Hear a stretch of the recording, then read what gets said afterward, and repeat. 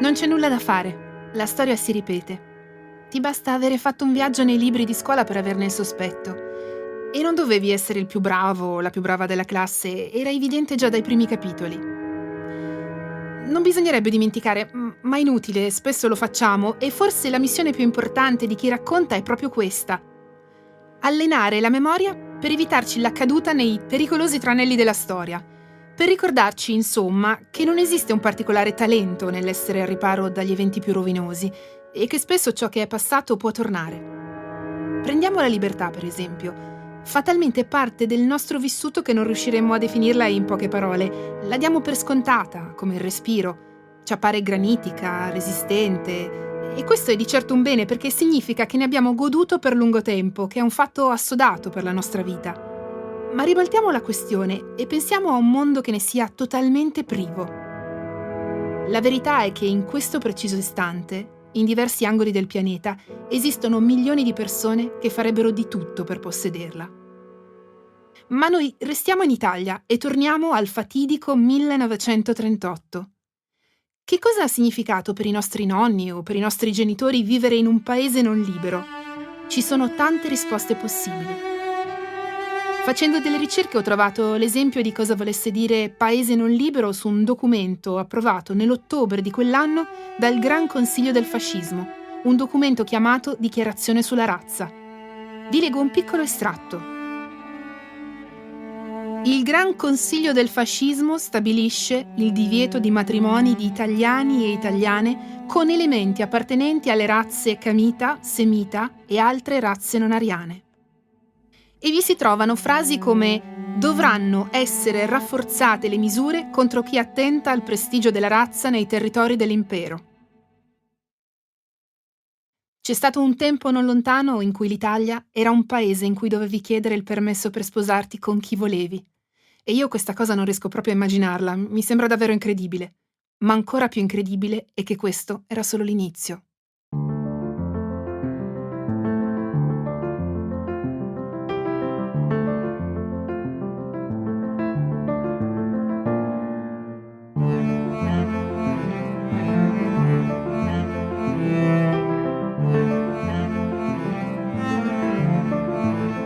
Sono Camilla Ronzullo e questo è L'Ebreo Onorario, un podcast di Cora Media e Intesa San Paolo On Air.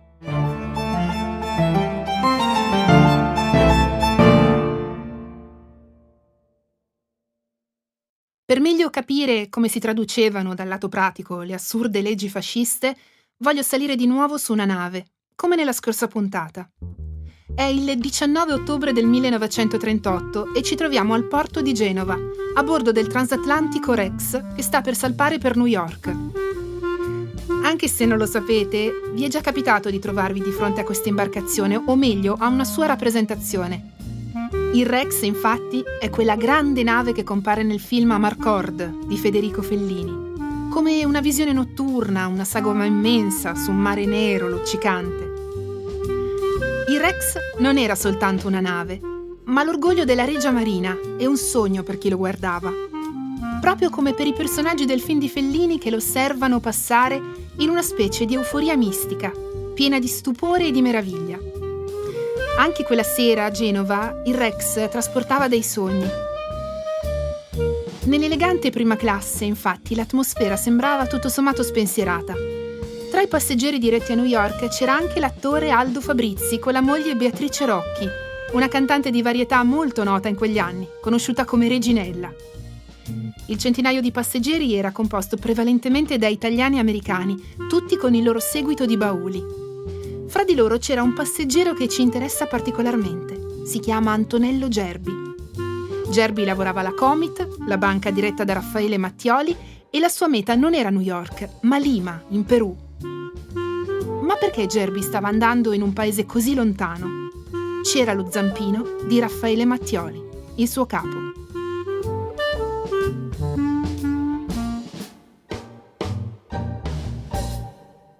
Un mese prima, nel settembre del 1938, Mattioli aveva rivolto ad Antonello Gerbi una di quelle domande che contengono già la risposta. Antonello, aveva detto, non ci sarebbe qualcuno del tuo ufficio disposto a recarsi per alcuni mesi in Perù? L'amico Salocchi del Banco Italiano di Lima vorrebbe far pubblicare un saggio sull'economia peruviana e ci chiede una mano. Antonello aveva capito al volo e aveva risposto con un «ci vado io». E allora Mattioli aveva sorriso. Sì, perché in questo dialogo si nascondeva un preciso sottotesto. Mattioli voleva salvare Gerbi dalla crociata anti-ebraica che ormai era in atto.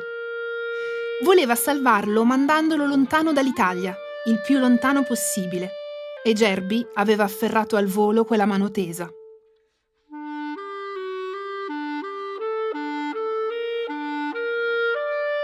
Prima di capire chi era Antonello Gerbi e come andò la sua fuga in Perù, voglio raccontare un altro pezzo di vita di Raffaele Mattioli, il protagonista del nostro podcast, l'uomo che nel 1938 dirigeva una delle banche più importanti della nazione, che aveva la tessera del partito fascista, è vero, ma che allo stesso tempo era in contatto e sosteneva molti antifascisti, e che cercò di salvare molti perseguitati ebrei. Nella scorsa puntata vi ho raccontato che Mattioli era nato in Abruzzo, che amava la letteratura ed era uno studente all'Università di Genova quando decise di interrompere gli studi per combattere la Prima Guerra Mondiale. Alla fine della guerra, dopo la convalescenza a Napoli per una ferita al braccio che si era procurato in combattimento, Mattioli si ritrova nel bel mezzo di un altro evento storico, la cosiddetta Impresa di Fiume. Quella capeggiata dallo scrittore Gabriele D'Annunzio, che tutti noi credo abbiamo conosciuto alle superiori. Ma proprio perché le cose importanti, soprattutto quelle studiate a scuola, tendiamo a dimenticarle sempre, faccio un piccolo riassunto di cos'è stata Fiume per l'Italia. Dopo la Prima Guerra Mondiale, che l'Italia vinse al fianco degli alleati, i trattati di pace non andarono come sperato. L'Italia premeva per annettere alcuni territori, fra cui l'Istria e la Dalmazia, che però le vennero negati. L'Italia allora, per pareggiare i conti, reclamò la città di Fiume, che stava sì in quei territori, ma era abitata principalmente da cittadini di lingua italiana. I nazionalisti fecero di questa battaglia un vero e proprio punto d'onore. Fra di loro c'era appunto Gabriele D'Annunzio, il Vate, che iniziò a soffiare sul fuoco e a parlare di vittoria mutilata. Nel settembre del 1919 il poeta passò ai fatti. Creò una legione composta da più di 2500 persone, entrò in Fiume e la proclamò italiana. Il governo italiano non era propriamente d'accordo con questa missione perché violava praticamente qualsiasi trattato internazionale, ma D'Annunzio aveva i suoi ammiratori, fra i quali compariva anche un giovane Benito Mussolini, allora ancora direttore del giornale Il Popolo d'Italia. L'occupazione durò per più di un anno. Nel frattempo venne firmato il Trattato di Rapallo, che stabiliva i confini italiani e jugoslavi e che proclamò Fiume una città indipendente. Ma questo non bastò ai ribelli di D'Annunzio, che portarono avanti la loro occupazione fino a che non vennero fatti sgombrare con la forza.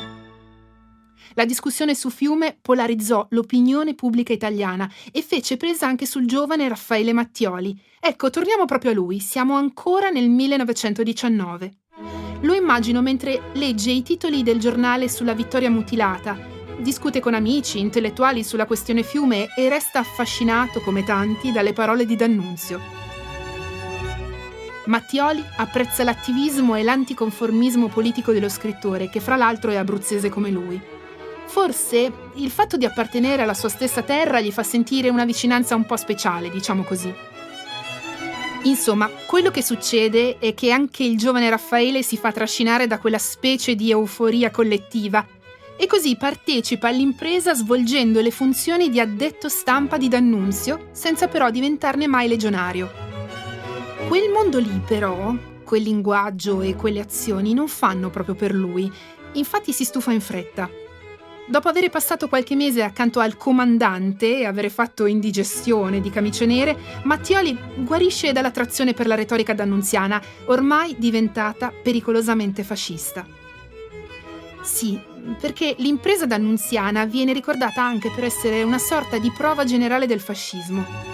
D'altronde si inserisce proprio tra la fine della Prima Guerra Mondiale e la marcia su Roma del 1922, con cui Mussolini prenderà il potere. Ma insomma, la verità è che non sappiamo molto di più su questa avventura fiumana, chiamiamola così, anche perché le fonti ci dicono che Mattioli non amava tanto parlarne.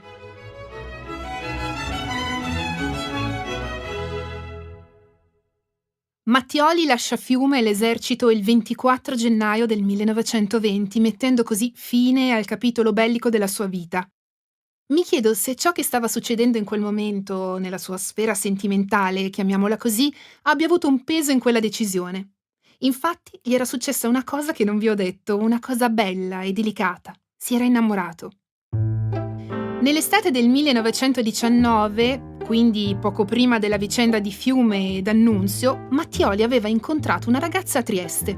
Il suo nome era Emilia Tami. La relazione fra i due si era fatta subito seria, si erano sposati e poi avevano avuto un figlio, Giuliano, nato nel luglio del 1920. Quindi, quando aveva lasciato Fiume, Mattioli probabilmente già sapeva che da lì a poco sarebbe diventato padre. Aveva 25 anni e dopo soli 3, a 28, rimase vedovo perché Emilia morì prematuramente. Così, all'improvviso, si era ritrovato solo.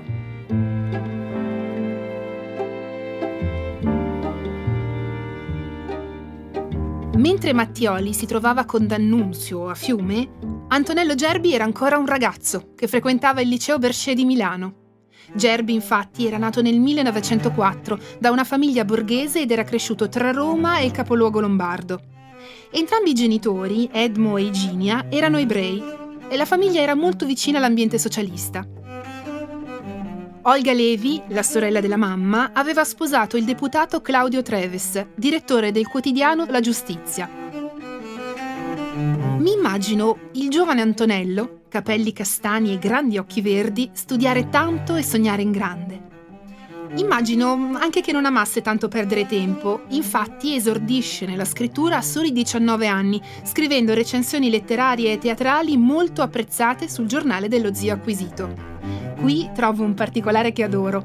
Antonello firmava i suoi articoli con lo pseudonimo di Don Ferrante, un personaggio dei Promessi Sposi, quello a cui non piaceva né comandare né ubbidire.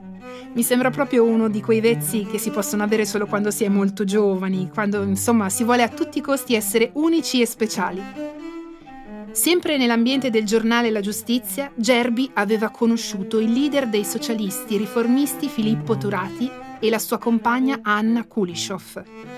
Quando lei morì, Gerbi andò al suo funerale. Era il 31 dicembre del 1925 e in quell'occasione venne picchiato dagli squadristi neri che ormai da qualche anno seminavano il terrore e che, appena dopo la marcia su Roma, avevano preso pieno potere della città, dei paesi in provincia e delle campagne.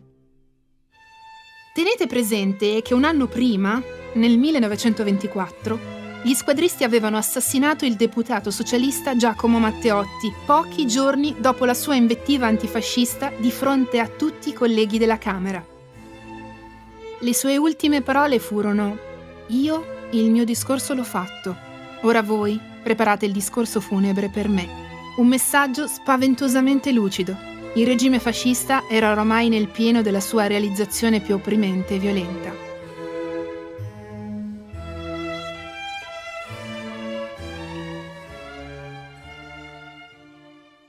E ora permettetemi una piccola nota personale. Come già detto, quando ho cominciato a ricostruire la vita di Raffaele Mattioli ho subito pensato che avesse incrociato Enzo Ferrieri e il suo convegno, un circolo culturale fondato non lontano dalla sua casa di Via Bigli e che fu niente meno che il tema della mia tesi di laurea e la mia prima vera immersione in quell'universo meraviglioso che è la memoria. Ma c'era di più e questo l'avrei scoperto più tardi. Quando ho letto il nome di Antonello Gerbi tra le persone portate in salvo da Mattioli non ho avuto più dubbi. Si trattava del mio Antonello Gerbi, la persona che ha regalato alla mia tesi le sue pagine migliori. Antonello, e permettetemi per un attimo di chiamarlo per nome, era un critico cinematografico della rivista del Convegno, una risorsa importantissima per tutta la cultura italiana. Fu grazie a lui, infatti, che il cinema iniziò a essere considerato un linguaggio artistico e i discorsi sulla sua importanza contribuirono a svecchiare il pensiero. Ma torniamo dentro i binari della storia. Un anno prima della sua esperienza al convegno, nel 1925, Gerbi si era laureato in giurisprudenza alla Sapienza e aveva superato l'esame da procuratore legale. Ma il lavoro d'avvocato non gli era esattamente congeniale. Questo lo ha raccontato suo figlio, Sandro Gerbi, che ora vi presento. È un giornalista, uno storico e si può dire il prezioso custode della vita del padre. Ha infatti scritto, tra le altre cose, il libro Raffaele Mattioli e il filosofo domato, pubblicato per Einaudi, che racconta proprio il rapporto tra suo padre, il filosofo domato del titolo, e Raffaele Mattioli. Lo abbiamo intervistato in qualità di figlio di Antonello, quindi, ma anche di storico. Ecco cosa ci ha raccontato. Mio padre aveva cominciato a lavorare in uno studio legale, non gli piaceva, nel frattempo aveva messo in moto Benedetto Croce, che gli aveva fatto pubblicare il suo primo libro, e si apprestava ad andare all'estero con una borsa Rockefeller che sarebbe durata 2 anni, dal 29 al 31. Prima a Berlino, e poi a Londra, e poi gli ultimi mesi a Vienna, dove avrebbe conosciuto mia madre. Insomma, Gerbi è un viaggiatore e si ritrova a Berlino in un momento cruciale della storia tedesca. Alle elezioni del settembre 1930, infatti, i nazionalsocialisti conquistano la loro prima grande vittoria. Incassando ben 6 milioni e mezzo di voti, preparano il campo per la veloce ascesa al potere di Adolf Hitler. Comunque, Gerbi a Berlino si diverte, è curioso di tutto, i cinema, i teatri, i famosi cabaret. Da lì poi si sposterà a Londra, che troverà deludente, e poi a Vienna, dove conoscerà una ragazza destinata a far parte della sua storia per molto tempo. Ma allora, in quale punto di questa vita intensa e di certo non comune incontra Raffaele Mattioli e inizia a lavorare alla Comit? Ce lo racconta suo figlio Sandro. Allora, mio padre ha conosciuto Mattioli a Milano, dopo essersi laureato in giurisprudenza, e fu un incontro preparatorio prima della partenza di mio padre per l'estero, in cui Mattioli ebbe modo così di conoscerlo, di apprezzarlo e di pensare a qualche tipo di sistemazione per lui in banca al suo ritorno. Mio padre non piaceva fare l'attività legale, diceva che gli toccava sempre difendere i mascalzoni, e gli piaceva l'autonomia finanziaria che gli sarebbe stata garantita lavorando in banca, la sicurezza quindi, la vicinanza con Raffaele Mattioli, che era un personaggio già ben noto nei circoli intellettuali milanesi. E quindi accadde proprio questo, che al ritorno, fine del 31 di mio padre dall'estero, fu assunto nel 32. Insomma, a questo punto Antonello Gerbi ha un lavoro stabile alla Comit e tutto sembra essere tranquillo. Ma questa tranquillità è apparente e oltretutto ha un prezzo molto alto. Gerbi infatti è costretto a fare una cosa che va contro tutti i suoi principi: iscriversi al partito fascista. Il momento dell'iscrizione ci fa capire quanto, in un certo senso, lui e Mattioli fossero diversi. La banca era una banca controllata dall'IRI, una banca pubblica, e quindi era obbligatorio, era tassativo che, specialmente i dirigenti, ma di tutti pare, dovessero avere la tessera. Mio padre era molto restio a iscriversi e mi raccontò un giorno che Mattioli lo spinse quasi fino alla federazione, lo accompagnò fino all'ingresso della federazione del fascio milanese e lo convinse quasi, insomma, con la forza a fare una cosa che mio padre perché riteneva una violenza. Ma qui si scontravano da un lato il rigore, diciamo, di mio padre, che poi capì che forse doveva essere smussato, e dall'altro invece il savoir-vivre di Mattioli, che non dava alcuna importanza a questi aspetti, se dovevano poi essere messi al servizio di una saggia e giusta gestione della banca. Se ne infischiava di fare anche qualche atto di ossequio. Gerbi si ritrova ben presto a fare i conti anche con le sue origini ebraiche. A dire il vero, non ci aveva dato mai molto peso, fino a quando non erano sorte alcune questioni burocratiche. Mio padre era di una famiglia laicizzante, ebraica laicizzante. L'unica persona un po' devota era sua madre, ma non è che avesse avuto grande influenza su di lui. Avevano fatto le cose, le cerimonie, il bar mitzvah, la maggiore età, eccetera.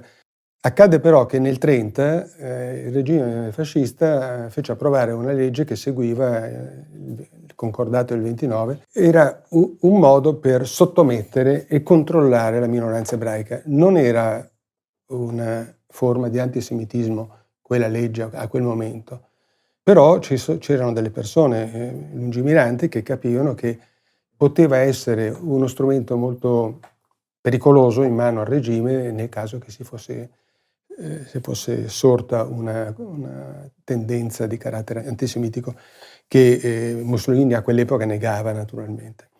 Mio padre si trova ad essere obbligato, perché questa era la grande novità, tutti gli ebrei erano obbligati ad essere iscritti alla comunità. Questo obbligo comprendeva anche, a maggior rafforzamento, una piccola imposizione fiscale. Mio padre considerava questa come una vessazione, sia l'obbligo di iscrizione sia l'imposizione di una tassa.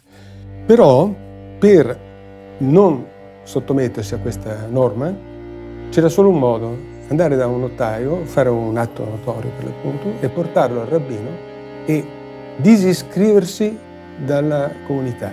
Era una sorta di abiura pubblica. Insomma, Gerbi nel 1932 si era dissociato dalla comunità ebraica con un atto formale siglato dal notaio. Su 45.000 ebrei italiani fecero lo stesso solo 220 persone. Ma adesso facciamo un salto in avanti di 6 anni. Arriviamo a quel fatidico 1938, l'anno delle leggi razziali, così cruciale per tutte le storie che racconteremo in questo podcast. Mio padre stava tranquillamente lavorando con Mattioli e dal gennaio del 38 comincia una campagna sui giornali molto violenta contro gli ebrei che non faceva presuppporre nulla di buono. In questo periodo, infatti, gli attacchi della stampa raggiungono una violenza intollerabile. Vale proprio la pena di citare qualche esempio. Il 5 agosto del 1938 arriva per la prima volta nelle edicole un periodico che si chiama La difesa della razza. Il direttore è Telesio Interlandi, un personaggio in stretto contatto con Mussolini, e questo giornale è di fatto uno strumento per divulgare le idee razziste del regime fascista. Queste riviste oggi si trovano quasi tutte online. Sfogliarle è per così dire un'esperienza. Prendo un numero a caso, lo apro, trovo un articolo che si chiama Concetti del razzismo italiano. È corredato da foto di, leggo, uomini di razza italiana, fra i quali figurano il ritratto di Leonardo da Vinci e quello di Garibaldi. Insomma, suona tutto estremamente grottesco. Vedo articoli come La forma dei capelli nelle razze umane, scritte con un linguaggio pseudoscientifico, che non nasconde affatto intenzioni razziste, anzi, le ostenta con orgoglio.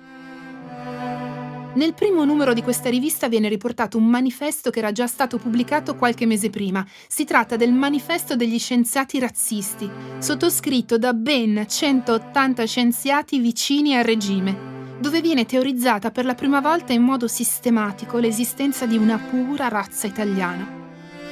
Vi si leggono cose come questa: la popolazione dell'Italia attuale è nella maggioranza di origine ariana e la sua civiltà ariana.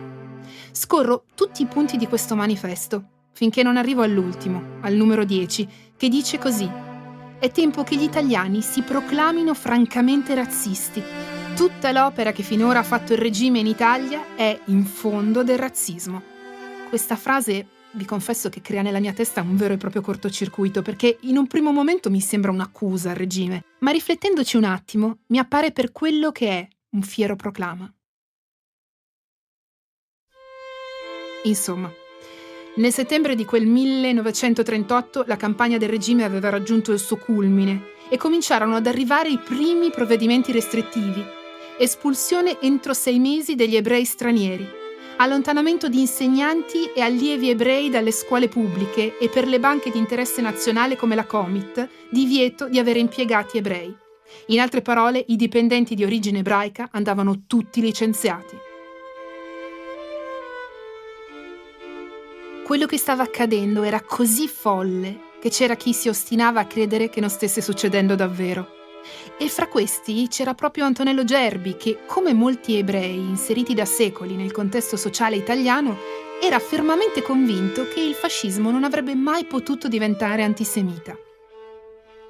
Ma allo stesso tempo c'era anche chi cominciava a sospettare delle reali intenzioni di Mussolini.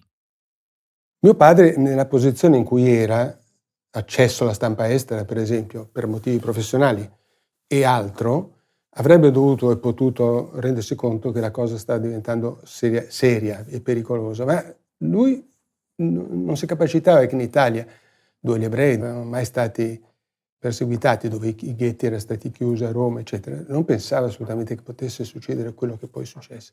L'unico che percepì qualcosa del genere fu Mattioli, il quale aveva un canale in più, cioè aveva il canale di tutti i direttori delle filiali all'estero della banca, i quali già dal 35, dal 36, dal 37 raccontavano delle difficoltà che incontravano gli ebrei in Germania. Le cose precipitano velocemente e di fronte alla loro drammatica evidenza anche Gerbi accetta la gravità della situazione. È in questo preciso istante che fra Mattioli e Gerbi si svolge il dialogo che abbiamo raccontato all'inizio di questa puntata, quello sul Perù, durante il quale Antonello Gerbi accetta uno strano incarico a Lima, ancora suo figlio Sandro. Una delle condizioni che a un certo punto pose era che si potesse dimostrare che mio padre non era ebreo, cosa che era abbastanza difficile da fare perché c'era l'iscrizione, c'era la sua storia, però alla fine il visto lo ottenne. Una piccola parentesi, tutti questi consoli o rappresentanti di ambasciate di paesi sudamericani che erano i più presi di mira in quel periodo per poter scappare, erano tutti corrotti, la maggior parte. E quindi non oso immaginare che Mattioli abbia pagato, però è possibile che abbia pagato. Dunque mio padre a quel punto partì. Eccoci di nuovo a quel 19 ottobre del 1938 al porto di Genova. Gerbi si trova a bordo della nave citata in Amarcord, il Rex, ed è felice. Lo scrive proprio in una cartolina. Dice esattamente così: Genova stamani splendeva di sempre maggiore bellezza tra sole e nuvole, via via che ci allontanavamo dal molo. Cabina, mare, servizio, cucina, tutto ottimo. Sono contentissimo di tutto. Un mese dopo, il 17 novembre, Gerbi sbarca al porto di Lima. La traversata del Rex era durata 10 giorni e per altri 10 giorni era rimasto tra New York e Boston. Il 5 novembre poi aveva lasciato gli Stati Uniti a bordo del piroscafo Santa Lucia e finalmente aveva raggiunto Lima, dove aveva iniziato a studiare l'economia peruviana. Chissà che cosa significa arrivare all'altro capo del mondo lasciando una casa che amavi e che a un tratto, per ragioni che continuano a esserti oscure, ti disconosce. All'inizio Gerbi non si rassegna a questa permanenza in Perù, vuole trattenersi solo il minimo necessario e cerca addirittura un modo per aggirare le leggi razziali. Ma non c'è niente da fare e così cerca di mettersi l'anima in pace. In quegli anni però gli succede qualcosa di bello. Nel gennaio del 1940 sposa Herma Schimmerling, la ragazza ebrea che aveva conosciuto qualche anno prima a Vienna. La vita va avanti, come si dice in questi casi, e a Lima nascono i suoi 2 figli, Daniele e Sandro. Proprio lui ci racconta com'era allora la vita a Lima. Non sembrava quasi che ci fosse una guerra nel mondo, perché lui aveva un tenore di vita piacevole. Durante il weekend andava al mare, da Lima erano 2 passi, i bambini crescevano felicemente. Gli anni passano, il mondo cambia e finalmente la guerra finisce. L'Italia diventa una repubblica, le donne possono votare, il fascismo in pochi anni sembra essere già un lontano ricordo. A questo punto Gerbi deve nuovamente prendere una decisione: tornare in Italia o restare in Perù? Nel 1947 mio padre va finalmente per la prima volta in Europa e incontra di nuovo Mattioli. Deve essere stato un incontro veramente commovente dopo tanti anni. C'erano anche molti amici che erano morti, altri li rivedeva. E mio padre invece per conto il banco di credito. Tornò a Lima e di lì a pochi mesi, insomma nella primavera del 48, prendemmo l'aereo per New York e poi l'aereo per Lisbona, Madrid, Roma, dove mio padre poté rivedere suo cugino Carlo Levi, e finalmente Milano, dove ci sistemammo in una pensione per qualche mese e poi mio padre comprò un appartamento che è quello in cui visse per tutta la vita e riprese il suo grande sodalizio con Raffaele Mattioli. Allora, io adoro sfogliare i documenti storici, ma certe volte ti trovi di fronte a pagine, a parole o a immagini che la tua sensibilità vorrebbe davvero eliminare. Quello che ho capito è che quando sei invischiato in una storia devi accettare il rischio di finirci dentro con tutti i piedi, anche se significa attraversare un fiume limaccioso. Io in questa storia, per esempio, sono tornata a sfogliare i numeri del giornale La Difesa della Razza. In mezzo ad articoli tremendi ci sono anche molte pubblicità, dalle sigarette alle macchine, di marchi peraltro molto conosciuti anche oggi. E all'improvviso appare una pagina pubblicitaria della banca commerciale italiana, la Comit, la banca di Raffaele Mattioli, insomma, che si faceva pubblicità proprio su questa pubblicazione. Mattioli si muoveva all'interno del regime, lo so, è chiaro, però nei fatti faceva di tutto per ostacolarlo e combatterlo. Ecco, è questo il nodo che voglio indagare nelle prossime puntate. Come si comportava Mattioli? Quando esattamente cominciò il suo essere antifascista? La risposta a quest'ultima domanda mi arriva grazie alla lettura di un libro illuminante che si chiama Il cappello del banchiere, scritto da Ugo Martegani e pubblicato da Sellerio. In una pagina viene riportata una riflessione dello stesso Mattioli che risale al periodo che precede la marcia su Roma. È il 1922, lui ha 27 anni. È diventato padre da poco e sua moglie Emilia è ancora viva. È estate, il 3 agosto per la precisione, e il giovane Mattioli si ritrova per caso in Piazza della Scala, durante un'azione fascista dove a un certo punto dal balcone di Palazzo Marino si affaccia niente meno che Gabriele D'Annunzio. Quel giorno Mattioli e D'Annunzio non si sono incontrati.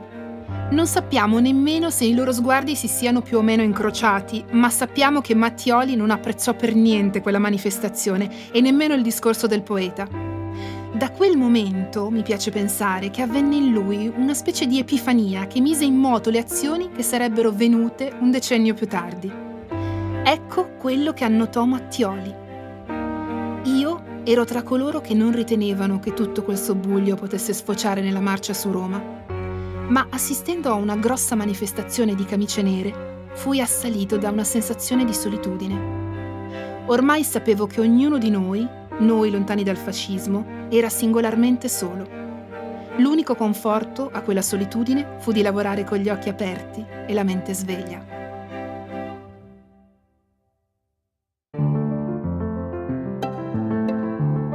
L'Ebreo Onorario è un podcast di Cora Media e Intesa San Paolo On Air, in collaborazione con l'Archivio Storico di Intesa San Paolo, Direzione Arte, Cultura e Beni Storici.